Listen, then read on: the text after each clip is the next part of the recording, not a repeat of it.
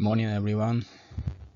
It is a bold claim that you can stop any war in the world and have an everlasting peace. But as far as I am concerned, it is true. Events in the world that is happening are sum total of the collective consciousness of mankind. To change, we have to change each of us individually. And we have to change the way we view the world, the way we see the causes, and the way we see ourselves in the world. First of all, most of us were taught to believe and accepted it that we are just something insignificant, just a little grain of sand in a vast desert, and events just happening to us, which we don't have any control over. Well, that is a lie. And we lived in our lives, all our lives in this lie. And even when truth appeared, we had time to accept it, and we probably rejected it many times along the way. The truth is, there is only consciousness. Consciousness is everything, and it builds the world out of itself. And we are that consciousness. We are that I amness. The only God there is our consciousness, our I amness, and our imagination, which shapes the world and circumstances of our lives are happening because of our imagination continuing to live in it. So, what do I think about stopping the war and everlasting peace? I think it depends on us. It depends on us what we keep in our consciousness and what we think about ourselves. For whatever we think about ourselves, we do out of that image of ourselves.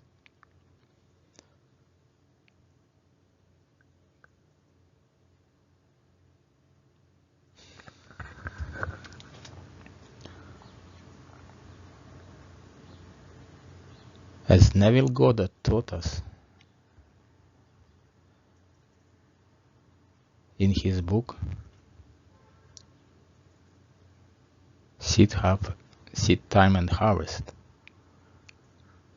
there are four mighty ones, which are four aspects of our minds, and which also are the name of God, composed out of four letters, Yod He Vav He. First letter in that name is being aware. It's knowing that I am. And you know this wherever you go and wherever you are, either in a dreaming state or awake. You know that you are. This is permanent and cannot be taken away from you. That is God. That is God the Father, awareness of being.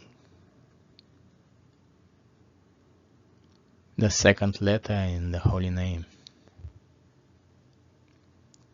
is becoming aware of something. We become aware of something by placing our awareness of being, our consciousness, on situation, idea, feeling. And if we stay there long enough, we become one with it. And becoming one with it causes the change in our outside world. And that change, cause of change, is called vow of faith. This is the third name in the name of God. And fourth and last name in the name of God is another Hey.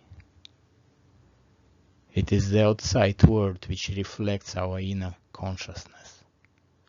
It reflects every change in ourselves. It reflects every change in what you say that you are.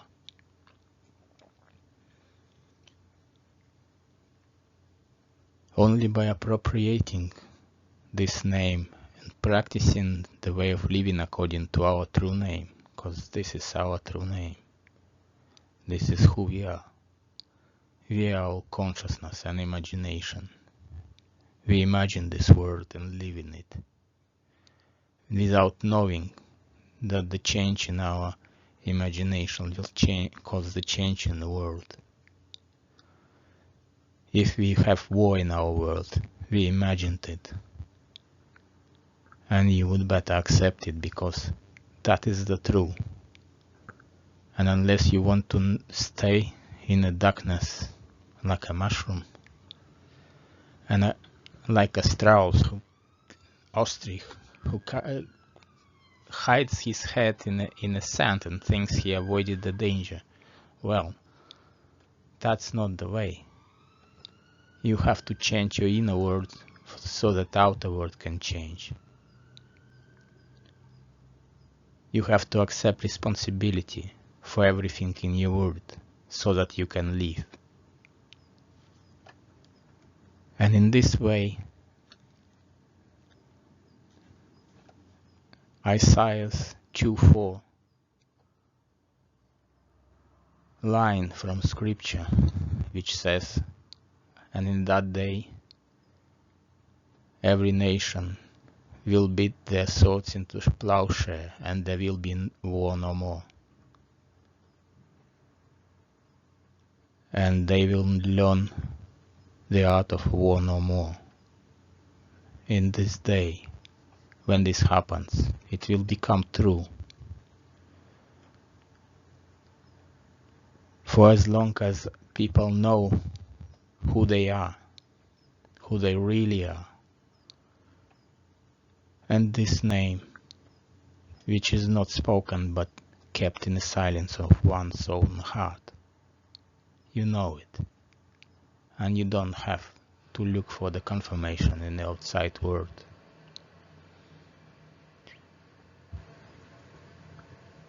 In this day,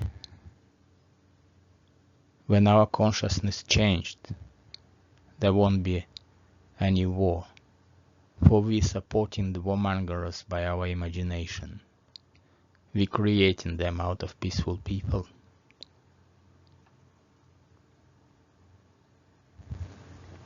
There were reasons behind it, which we're not aware of, but now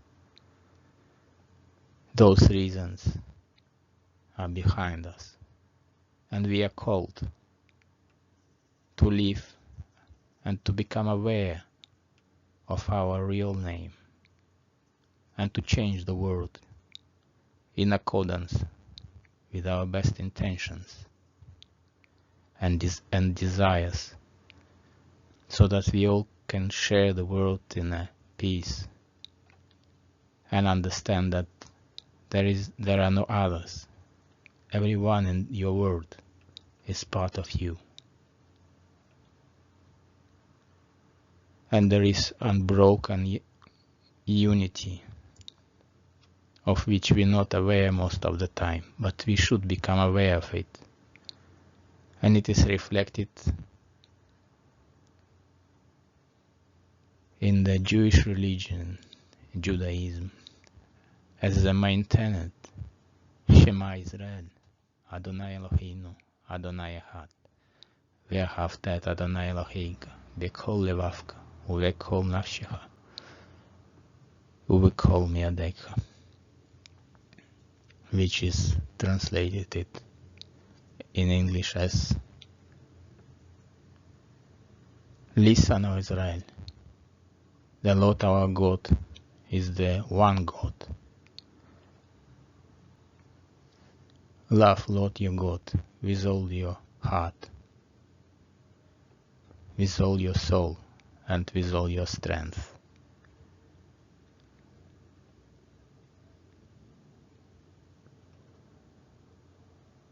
When living according to this great commandment, we understand that the oneness of Word, and everyone is a part of Elohim, for it is compound unity of consciousness. May you all be able to apply this knowledge in your own life and live according to it. Imagine and stay true to your imagined best version of yourself. Understand that there are no others in the world, but all are part of you.